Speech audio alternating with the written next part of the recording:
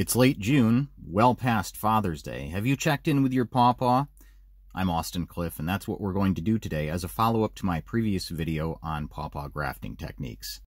That video had a runtime of about an hour and 15 minutes, which I think tested the patience of some of my more casual viewers. But growing pawpaws is an exercise in patience. Rather than explain how to graft, I'll try to explain why we graft and look at some of my work, and try to keep it brief. One of the many exercises in patience in growing pawpaws is observing the phenomenon known as June drop, when trees set too much fruit and abort the smaller fruitlets that it senses it cannot ripen. You'll see a number that have fallen from this tree. Also currently testing my patience are squirrel kisses, both on dropped and hanging fruit. Here you can see some more fruitlets that have fallen due to June drop.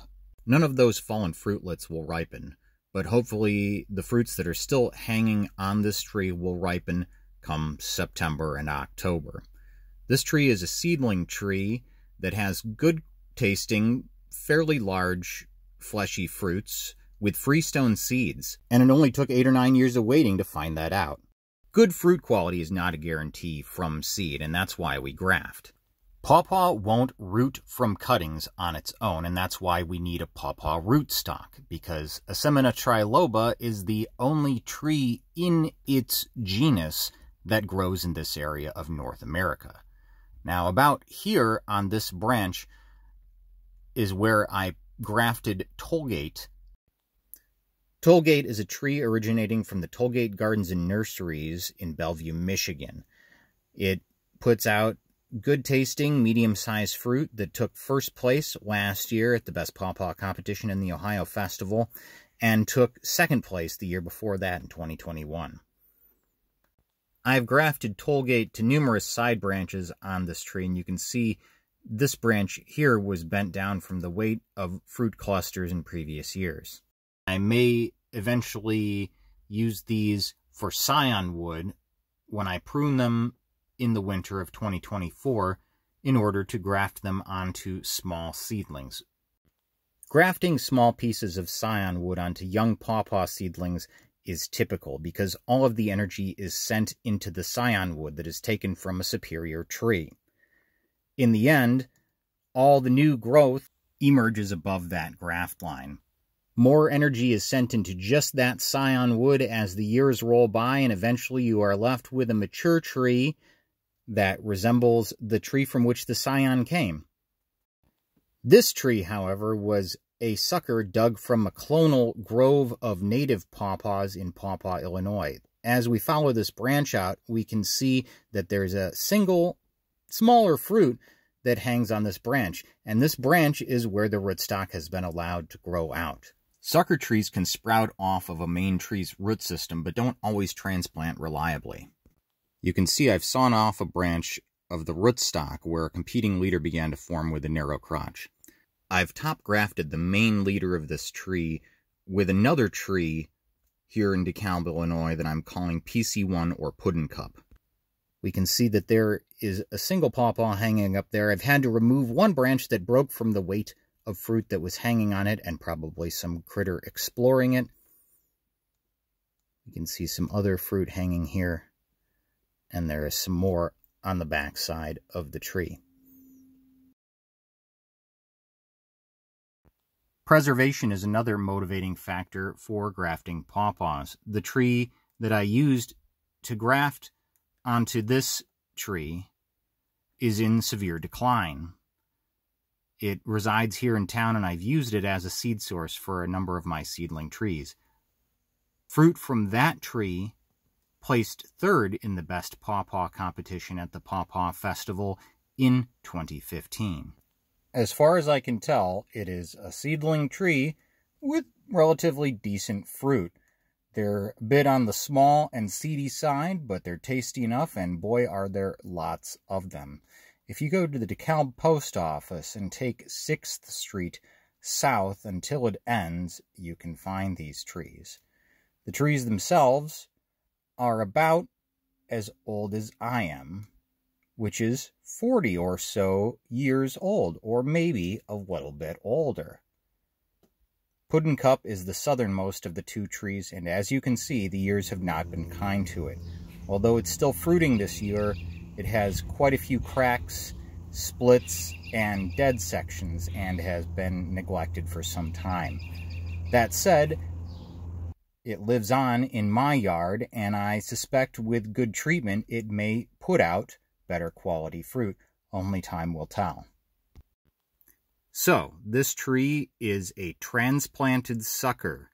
It did approximately nothing for 2 years above ground, and then it began to grow furiously. So I grafted the main leader and multiple side branches. It is now my largest tree, although I did have to cut down a couple of other ones for that to be the case, but we'll get to that in a minute. In my previous video, we top grafted both the leader and the side branch of this seedling tree from John Maxon's property in West Virginia. Though they're a bit beaten from the cages and insect abuse, the grafts have taken and leafed out, and they look otherwise pretty healthy. It's been several weeks, and these grafts in particular look like they may be being girdled by my rubber band and parafilm.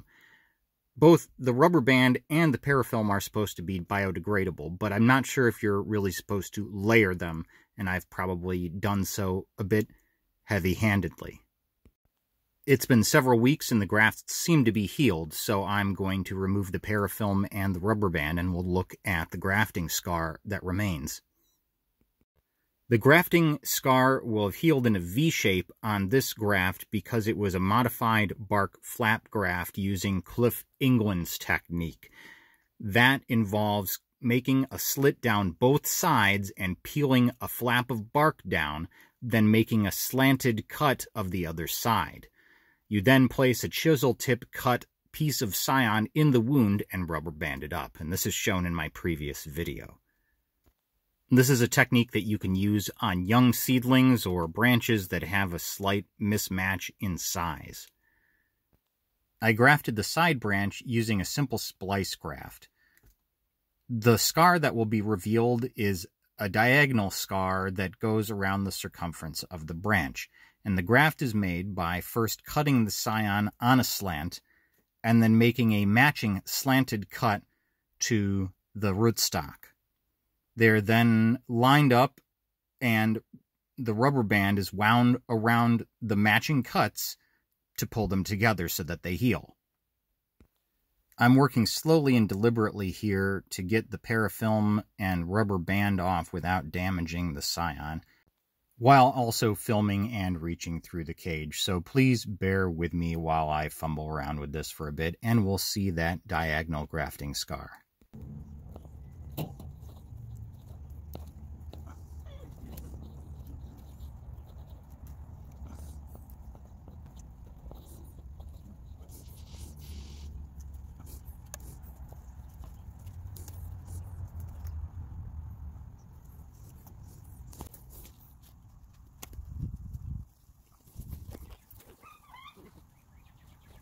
Whew, I'm all wore out. It's a bit hard to see the grafting scar itself, but you can see where that rubber band was really gripping the scion and the rootstock together. We've got significant growth from that scion, and though it's a bit battered, I'm happy with this, and I think it will survive well. The scion is from a seedling originating from the Tollgate Gardens and Nursery that I'm coyly referring to as Albie R. It's doing well. Maybe we can see the graft union real quick.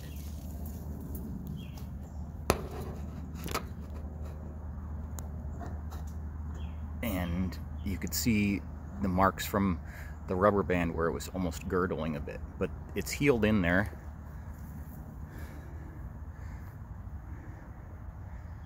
Maybe see the other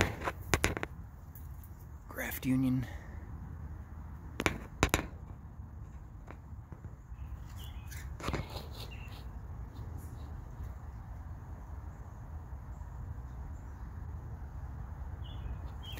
So,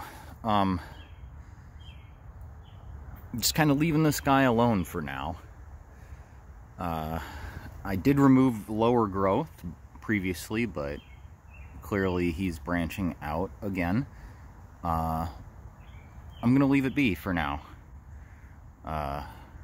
This side branch may eventually get harvested for its scion to just direct more growth into that central leader. But here alongside of it are some trees that I bought from a nursery many years ago that are not thriving as much as I've had, say, from seed with this tree. I think there's something to transplanting them at a larger size in a pot too small that affects their taproot. This one just didn't really ever have very good or large fruit to speak of, and it also had cat scratch fever. But beyond that, this was a branch with a narrow crotch where it rotted away and fell in. So today we're gonna just try to cut this angled this way and do a bark inlay graft a la Neal Peterson. And I think we're gonna do a similar, oh, look at that, a little runty pawpaw. We're gonna do something similar with this tree. It's late July, or not late July, it's early July, July 5th, day after, actually it's July 6th, come to think of it. But we've got oddly cool weather ahead, highs in the upper 70s, lower 80s. So the temperatures are good for grafting. Timing wise, I don't know. Hopefully we're not too late, but I got a bunch of leftover scion wood from Chris Rice of Pawpaw's Plants in Rock Island, Illinois. He is quite active on Facebook and Facebook Messenger if you need to get a hold of him. There's other contact info listed there as well. He is building a U-pick orchard of pawpaws and other delightful edible perennials on site and propagating them for sale. He has been on a late grafting spree due to a hellish health scare, but he seems to be on the mend. This man is making superior edible plants for a steal, and you should all buy plants from him.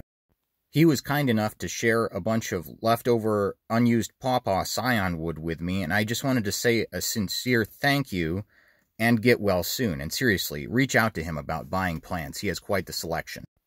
So here we are back in my backyard with some seedlings in tall containers that I've grafted with my selection LBR.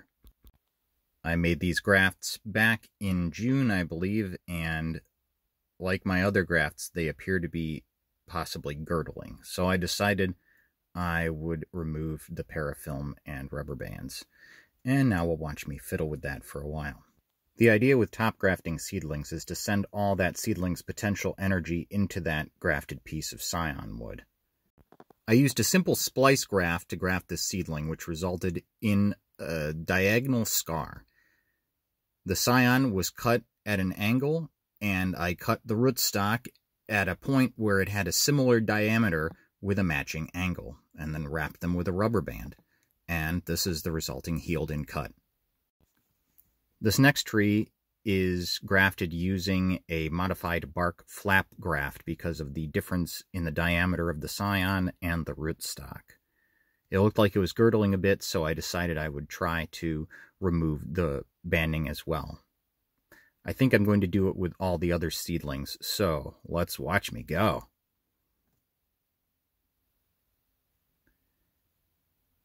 Once I eventually get this off, we'll see how it's healed. And the results are maybe not so great.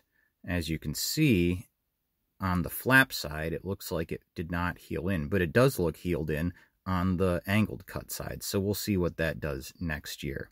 Here's a different seedling that I also grafted using a modified bark flap graft. We can see the V-shaped union and it looks as though this one is healed in nicely. At first I thought that growth may have emerged below the graft line, but it just looks like that first branch is just above the grafting scar. This next one was made using a whip and tongue graft, and we can see a Z-shaped or lightning bolt-shaped scar from this one. This is like a splice graft, but with 2 extra cuts. Thought you were going to get away without seeing another grafting demo. Well, think again. So this is going to be a bark inlay graft. This graft is much better documented in a video from Kentucky State University starring the man, the myth, the legend, Neal Peterson. I'm still going to document my attempt, which is essentially a copy of what he's done, using some of the pencil-sized scion wood that Chris couldn't make use of. So what I'm showing here is where I intend to cut below the damage on an angle so that we have a slope that the rain and other things will wash off of. The idea here is similar to grafting small seedlings. We want to send the energy of the root system entirely into the scion wood for new growth above that graft line, which will basically be the same as the tree from which the scion came. The difference here is twofold, of course. There's a huge mismatch in the diameter of the grafting stock and the piece of scion wood itself. Also, there is a mature root system beneath this tree, so hopefully it will send much more energy into the scion, resulting in maybe several feet of growth. So I'm pointing out areas where there's damage, and we're going to try to go where there's no damage for our graft.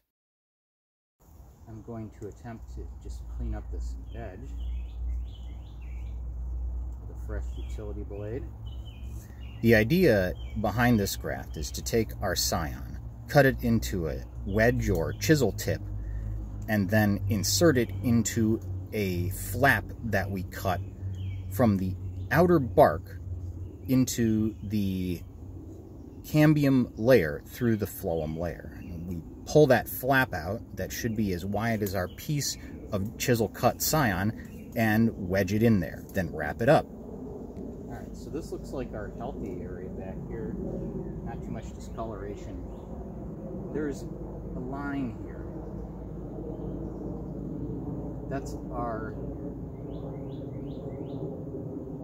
phloem. Good try. I think it's actually the cambium layer, and that's where we want to put our wedge of scion.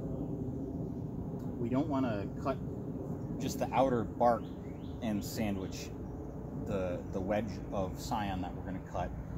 In fact, you end up shaving off the outer bark a little bit to make that layer, I think, slightly more flexible. So we're going to do that.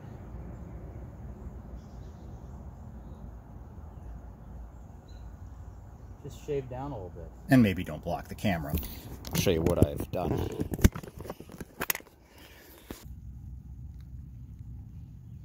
That little notch, well, not notch, but area right there. You see that line, that distinctive line after that kind of thick outer layer? That's what we're going to try to cut to and insert our wedge of scion. I should add that my timing is very late. This is something you'd probably want to do in May or early June, but here I am in July. Here's our scion. This is NC1. It's a little too thick of a piece for grafting tiny 1 to 2 year seedlings, but it's nice, slightly larger than pencil diameter. 1, 2, 3, 4 buds. I think I'm going to use those and cut off this bottom area because it starts to get thicker here. In fact, I could even maybe go a little, maybe that's what I'll do, is go here in between these two.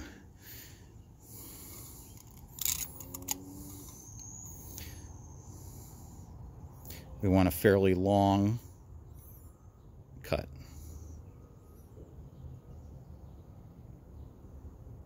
Probably a bit below the bud.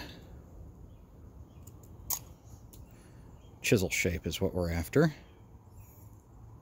Flat would be ideal.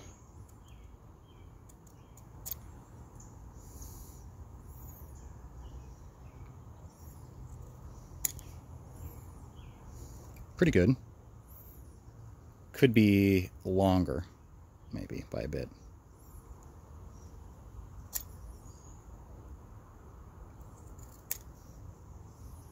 Well, that seems to be about what I'm getting. I don't want to go any deeper into the wood. We're at maybe a ½ inch thickness or so. Now we line this up and cut to match. So I guess selfie mode's about the best way for this.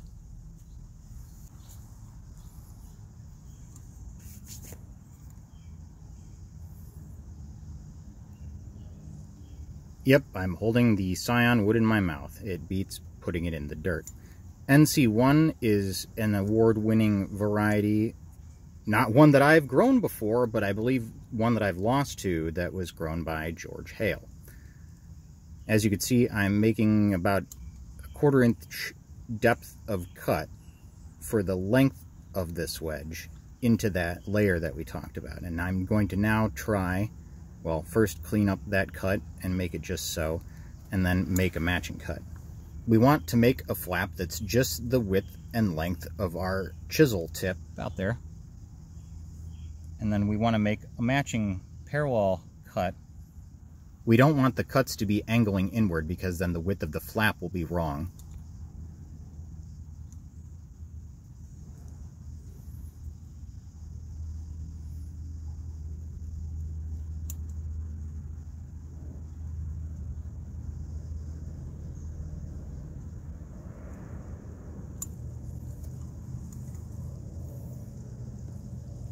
Looks like our depth of cut is good. We are aiming for that single layer of healthy cambium just beyond the phloem. And that is where we want to pull our flap out. Unfortunately, that's too hard to do one-handed. I haven't used my cheap Amazon grafting knife for much cutting, but I did use this little rounded point to pull the flap out and not damage anything. And it looks like the fit is pretty good. We're going to wrap it up and see what happens. Now, if I'd have been smart, I probably would have wrapped my piece of Scion first, but I'm running out of parafilm. So this is going to be a mix of wrapping materials. The graft of NC1 is beginning to emerge somewhat if we look closely at the Scion. I've wrapped it in parafilm, and then I wrapped the union in cellophane